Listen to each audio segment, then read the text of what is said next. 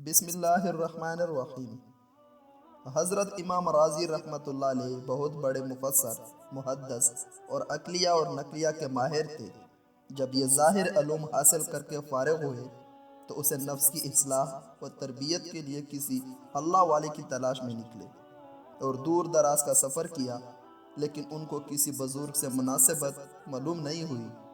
آخر کار تلاش کرتے کرتے ایک بزرگ کے پاس پہنچے تو ان سے کچھ مناسبت محسوس ہوئی اور ان سے جا کر درخواست کی کہ آپ مجھے بیعت فرما لیجئے، میں آپ کی خدمت میں رہ کر اپنے باطن کی تربیت کرنا چاہتا ہوں۔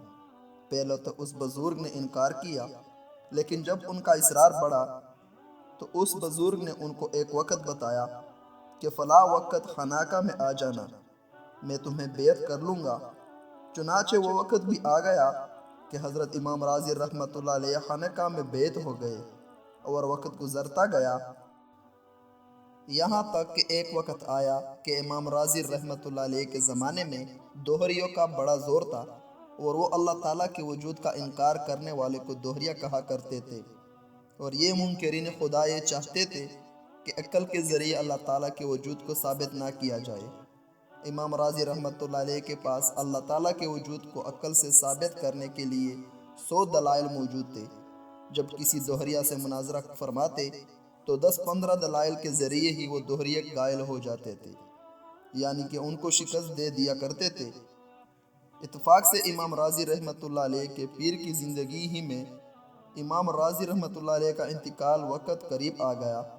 انتقال کے وقت شیطان امام راضی رحمۃ اللہ علیہ کے سرہانے آ کر بیٹھ گیا۔ شیطان نے آ کر امام راضی سے کہا کہ بتاؤ کہ اللہ کا وجود ہے یا نہیں؟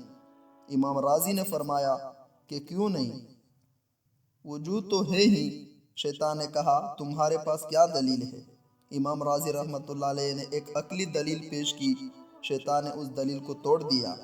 امام راضی نے دوسری دلیل دی، شیطان نے اس کو بھی توڑ دیا۔ اس طرح 10 دلیلیں دی، شیطان نے سب کو توڑ دیا۔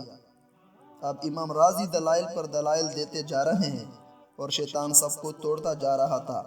جب 70 دلیلیں پیش کی اور شیطان نے ان سب کو توڑا تو اب امام راضی کو بڑی فکر اور تشویش ہوئی کہ یہ کون شخص ہے جو میری ہر دلیل کو توڑتا جا رہا ہے اور میری ہر دلیل کا ایسا جواب دے رہا ہے کہ لاجواب کرتا جا رہا ہے۔ اگر خدا نخواستہ اسی رفتار سے جواب دیتا رہا تو ذرا سی دیر میں میرے دلائل ختم ہو جائیں گے، اور جب دلائل ختم ہو گئے تو اس کا مطلب کہ اللہ کے وجود میں عقلاً نعوذ باللہ مجھے بھی شبہ ہوگا، اور یہ میرا آخری وقت ہے۔ اگر اس آخری وقت میں اللہ کے وجود میں شبہ ہو گیا تو میرا خاتمہ ہی خراب ہوگا۔ چنانچہ امام راضی یہ سوچ کر اور بھی پریشان ہو گئے، یہاں تک کہ آپ نے 99 دلیلیں دے دی اور شیطان نے 99 دلیلیں توڑ ڈالی۔ امام راضی پسینہ پسینہ ہو گئے، اٹھ کھڑے ہوئے کہ یہ کیا ماجرا ہے۔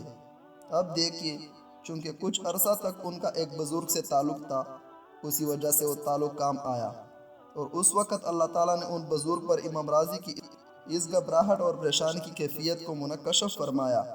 اس وقت وہ شیخ وضو فرما رہے تھے کہ ان کے ہاتھ میں پانی کا لوٹا تھا۔ اسی حالت میں وہ لوٹا انہوں نے زمین پر مارا اور کہا، اے راضی، یوں کیوں نہیں کہہ دیتا کہ میں اللہ تعالیٰ کو بغیر کسی دلیل عقلی کے مانتا ہوں؟ اللہ تعالیٰ نے اس بزرگ کے یہ الفاظ امام راضی کے کان میں پہنچا دیے۔ جب ان بزرگ کی آواز امام راضی کے کان میں آئی کہ اے راضی، یوں کیوں نہیں کہتا کہ میں اللہ کو بغیر کسی دلیل عقلی کو مانتا ہوں، امام راضی نے فوراً یہ الفاظ زبان سے کہہ دیے۔ بس یہ کہنا تھا کہ شیطان فوراً وہاں سے اٹھ کر بھاگ گیا، اس لیے کہ اس دلیل کا کوئی جواب نہیں تھا جس کو وہ توڑتا۔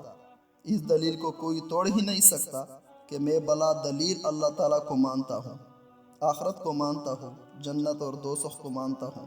بس یہ الفاظ کہے اور اس کے بعد امام راضی رحمۃ اللہ علیہ کا انتقال ہو گیا، اور نیک تعلق کے برکت سے اللہ تعالیٰ کا فضل ہوا کہ اس کا خاتمہ ایمان پر ہوا۔